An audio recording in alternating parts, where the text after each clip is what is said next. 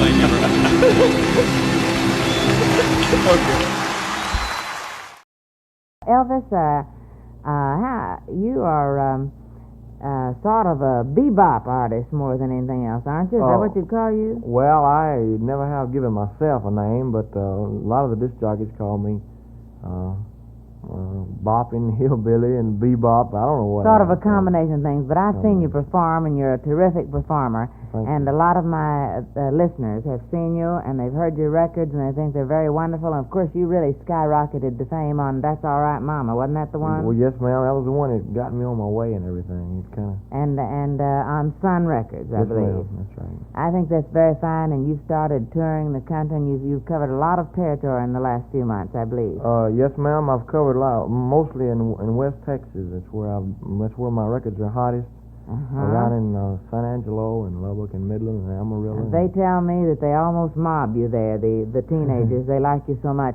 But you know, I happen to know that you have toured all down in the eastern part of the country too, down through Florida and around, and that the people went for you there about as well as out in West Texas. Isn't that right? Well, I wasn't very well known down here. I'm just with a small company, and my records don't have the distribution that they should have, but... Well, of course, that's coming. You know, it takes a little bit of time for that, and you know, some of the people who've been in the business 20 years, they're just, it takes that long to get distribution all over the United States, but I think you are one of the fastest rising young stars perhaps in the field. And I know that the people go for you. You know, I watched you perform one time down in Florida, and I noticed that the older people got about as big a kick out of you as the teenagers. I thought that was an amazing thing.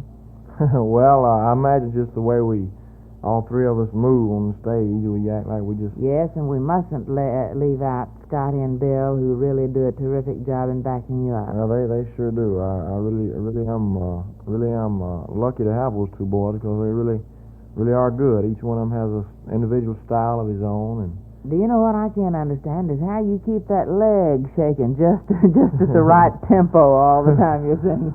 Well, it gets tired sometimes. I had to stop and rest it, but it just automatically wiggles like that. Is that it? Just automatically does it. You started back in high school, didn't you?